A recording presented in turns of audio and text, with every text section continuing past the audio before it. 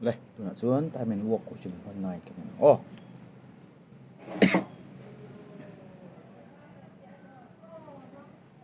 Question number 9 chuan. Elijah and David are working on assignment. Elijah and David khan an assignment khan ti a. Elijah takes 9 hours to type 48 pages ti. Oh, Elijah khan pek som di pariat chuturin darkar ko amang a computer a. Chuan while David takes 6 hours to type 48 pages ti. Oh, David chuan pek som di pariat chutur khan computer a darkar ko mo thungani. Tini oh, tu man jong kami tang khanเรากันเสียงก็ต่างElijah 9 hours walk มันเป็นElijah 9 hours walk มันเป็นdarkar กัวชุมจวนเพกสมดีเละปริยัติอชุเทนี่จวน darkar ขตาอเพกชุดจัดกันทรงเละหาเทียนElijah 1 hour walk มันได้1 hour walk to 48 by 9 48 by 9 pages การตั้งเสียงตอนนี้unitary method ส่วนจุดที่ roll back ส่วน David กันเองนะ David Elijah's postoffice หลังDavid's 6 hours walk. Davidเนี่ยชุดจักรจอกเป็นจุด48 pages เท่านี้อันนี้จนดาการอุกที่มังฟังส่วน David's 1 hour walk to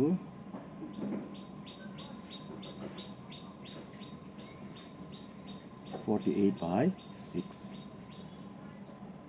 pages นี่ที่การ fraction กันตาตานี่ส่วน next ส่วนquestion กันเชื่อเลี้ยงตีนาทีนี้ How much time will they take working together on different computers to type an assignment of 220 pages ที่computer ทันเบเฟคำพังตาเสส่วนชูรัวตาเสเพกสันนี่เดียสมนีบังตุรินดาร์การ์เรื่องสังเงินมองที่ละอันจันดุนตีนอนอันดาร์การ์ขัดขัดโถจักรจงกันทรงเด็กพัตัง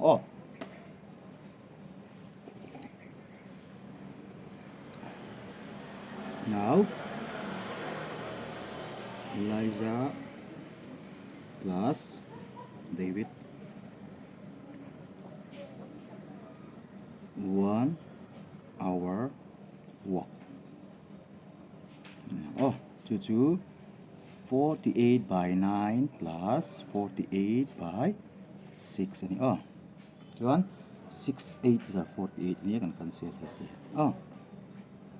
ส่วน LCM กันล่างLCM จู9อันนี้48 plus 72 8 9 are 72นี่ส่วนจุดตารางช่วงจู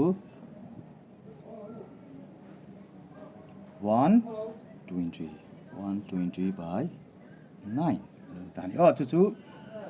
3ในเส้นเทปไป3 4 are 12 3 3 are 9 40 by 3อันนี้ดาร์การ์ขัดอะไรก็จะวนจู่40 by 3นี่สุดที่เหลือเจ๊หลังส่วนอันหุ่นกันเงี้ยอัน time taken จู3 by 40อันนี้ส่วนจูมีอันนัดถอดตัวจู220 pages ค่ะนี่อันปัญญาอันนั้นถอดขานเพก40 by 3อันเงี้ยอันชุดเราไทยดีนั่นนี่ส่วนชุดเราตัวอันอย่างเงี้ยหุ่นเพกค่ะ220 pages อันนี้จุดฟังส่วน Therefore time taken to type 220 pagesนี่ส่วน divide ไม่ตัว 220 here 40 by 3 in divide ตัวนี้220 divided by 40 by 3 chu multiply kan thak anga 220 into 3 by 40 me 0 le 0 in kan sela 2 in 2 ania 2 in 11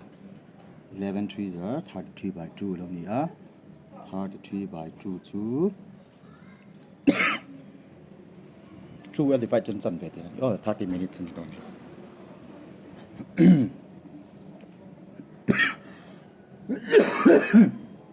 2 1 is 2 2 6 are 12 1 by 2 16.5 hours 16 hours 30 minutes an pani tang du tun da kar som paruk la chan be an chok so do an chu so do ding 16 hours half to 30 minutes answer question number 9 answer chu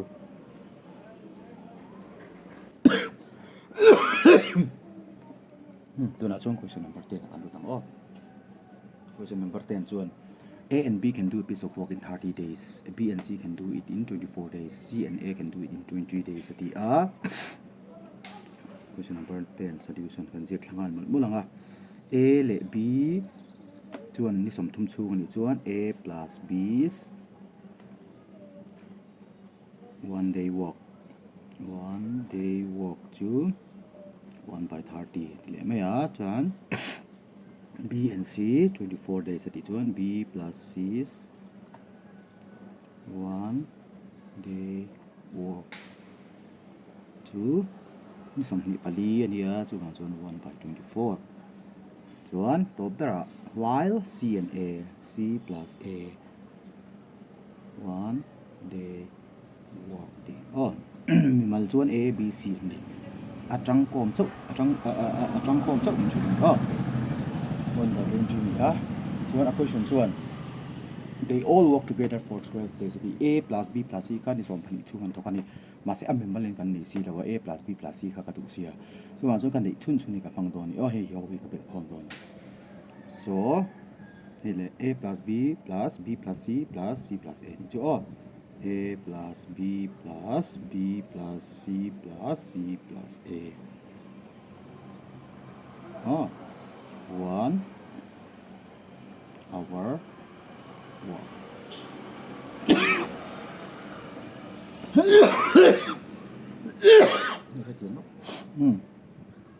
Chu 1 by 30 plus 1 by 24 plus 1 by 20 kalau ni tani le lam ma chok tu 1 that is hey chu yen chun A pani B pani C pani oma 2A plus 2B plus 2C achang thea 1 hour work chu ti lai vet chen ta LCM kan na don ni LCM chu 120 ni 120 3 4 4 1 is 4 plus 24 in 5 5 1 is 5 20 in 6 6 1 is 6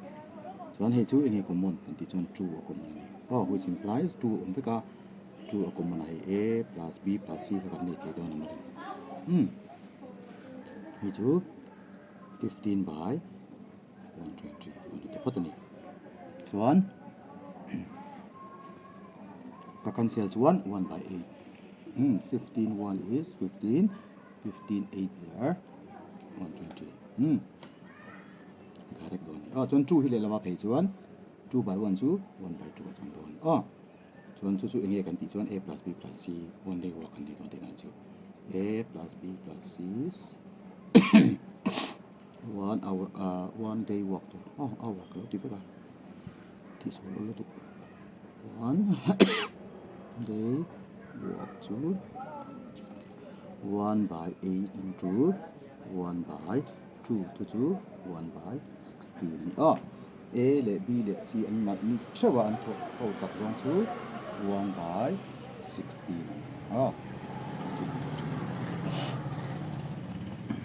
so anati ding ati they all work together for 12 days ati ni khat chen thoka tuna he equation ni pe ma don now ni som pani thum kan tho te don A plus B plus C is 12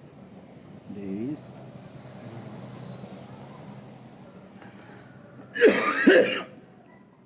1 by 16 at 12 and multiply me nga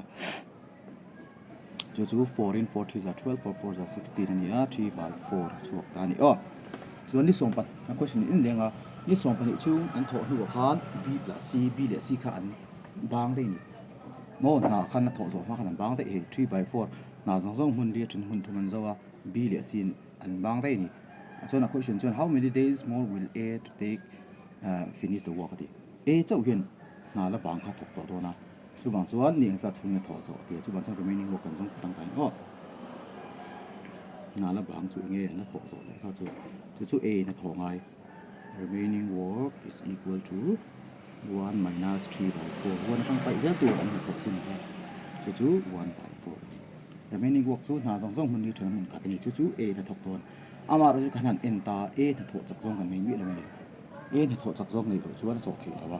a na tho chak jong kan ni chuan hei divide chuan he ta hang kan lo chok to a na tho chon chu dan chu a plus b plus c is 1 day work to 1 by 16 ti ani to a b le sin ban to chuan b le c i o kha ka lang he ta ti ra khan b plus c chu 1 by 24 he ta 1 by 24 ka ta nga kamai na sang a ran chok mai ni we know that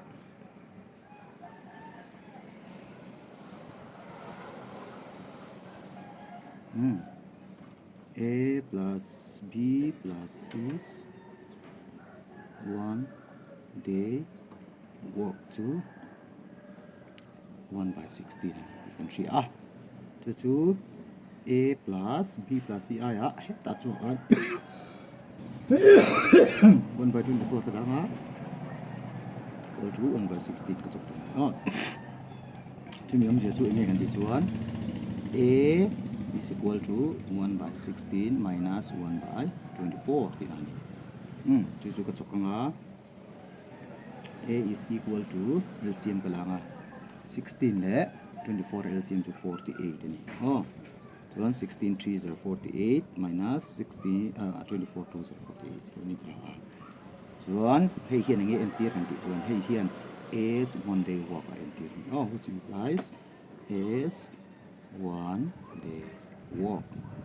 a ni khan tho chak jong chu 3 minus 2 is 1 by 48 hei hi a ni tho jong chuan hei a hian na la pang kha remaining work kha thok don ti na chu bang chuan